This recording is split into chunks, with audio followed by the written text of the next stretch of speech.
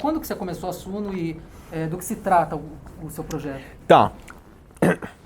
A Suno ela começa em 2016 com base num questionamento que eu tinha do porquê temos tão poucos investidores no Brasil. Você pega países de renda semelhante ao Brasil, tem 10 vezes mais investidores per capita que o Brasil. Quando a gente vai para a Índia, que é um país mais pobre que o Brasil, é 1/3 da renda per capita, posso estar enganado, mas é por aí, tem 2% da população. Aqui estamos chegando a meio, né? Então, como que um país mais pobre que nós consegue ter mais investidores no mercado de capitais? E eu fui tentar encontrar a origem do problema.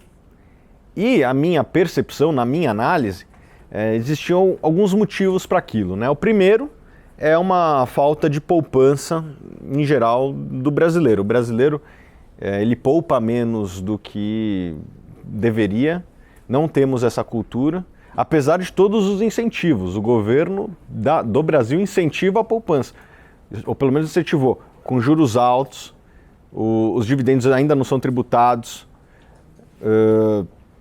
uma série de incentivos fiscais para alguns investimentos, e os juros altos eles são inclusive um desincentivo ao consumo, e os impostos no consumo, que no Brasil são mais altos no consumo, é também um desincentivo ao consumo, né? Então você tem desincentivos ao consumo e incentivos à poupança, e mesmo assim a população não poupa.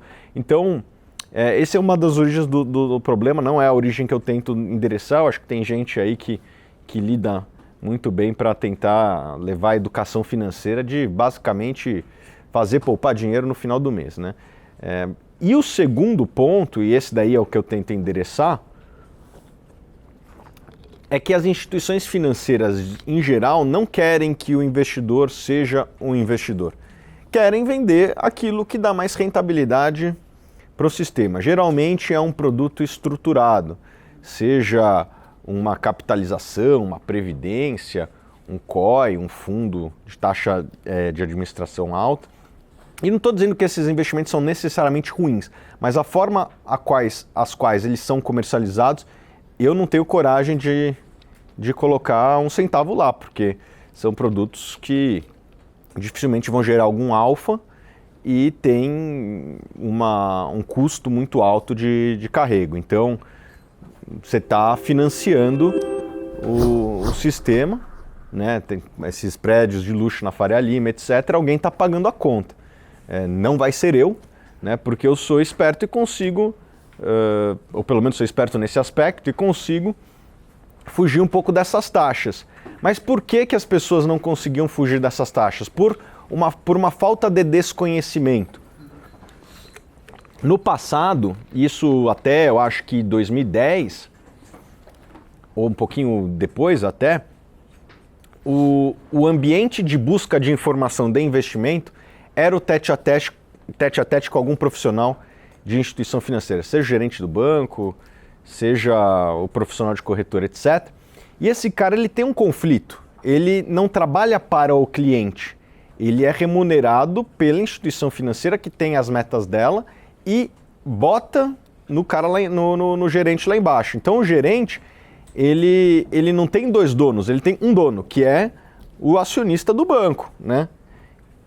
Que quer maximizar o lucro dele. Então ele vai querer entubar aqueles produtos ineficientes. E a pessoa erradamente confiava nessa pessoa. Achava que era um amigo, quando na verdade era uma pessoa que estava dando uma facada nas costas, né? Porque basta você pegar o desempenho do que é oferecido nas agências do Brasil, é lastimável. Eu duvido que a tesouraria de qualquer banco bote dinheiro naquilo. Pelo contrário, na maior parte das vezes é contraparte de muitos produtos que estão sendo vendidos ali. E daí, isso é uma coisa que eu sempre me fiz ao longo da minha carreira, que é tentar sempre analisar a cadeia de valor de quase todos os segmentos que eu busco investir. E se a gente pegar as 4 maiores empresas do Brasil, a Petrobras, a Ambev do Jorge Paulo Lema, que a gente senta nessa sala aqui, o Itaú e o Bradesco, a gente vai ver uma coincidência entre essas empresas. Acho que são 2 grandes coincidências. Um é que essas empresas geralmente não fornecem um produto que eu acho que teria uma qualidade adequada para o consumidor. E eu digo isso de todas essas empresas, eu duvido que o Roberto Setúbal compre qualquer produto que é vendido em agência e assim por diante. São produtos geralmente ineficientes que essas empresas oferecem em termos de qualidade e preço. Mas como uma empresa que tem preço ruim e produto ruim consegue chegar do tamanho que essas empresas fizeram? Cada uma da sua maneira controlou a distribuição, né? A Ambev foi cortando o número de distribuidores ano a ano e sempre dando mais demanda para aqueles mais eficientes. E quando viu, sobrou ali meia dúzia de distribuidoras que eles exigem exclusividade. Então, você quer vender cerveja no Brasil, você não consegue, porque você não consegue acessar o canal porque tem exclusividade com a Ambev. A Petrobras, o monopólio da distribuição foi na canetada mesmo. E os bancos, eles controlaram 90% das agências, né? Aproveitando que você está... E rapidinho, mas a internet, ela quebra um pouco a lógica da distribuição de produto financeiro. Ela, de 2010 para cá, a gente teve alguns movimentos. Primeiro, uma ascensão do número de usuários de internet, uma ascensão do número de usuários de smartphone e ascensão também das redes sociais. Tudo isso junto fez com que a distribuição de informação que antes se dava pela agência bancária, antes o Google dos investimentos eram os gerentes. Hoje o Google dos investimentos é o Google. E a lógica de distribuição de internet é totalmente diferente da lógica de distribuição de agência. Agência, você pega, quais são as grandes avenidas do Brasil?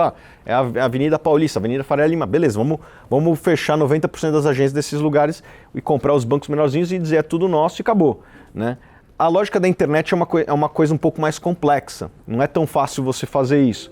Então eu vi que a cadeia de distribuição de produto bancário, entre eles investimentos, tinha uma janela histórica de aproveitar essa mudança de distribuição, né?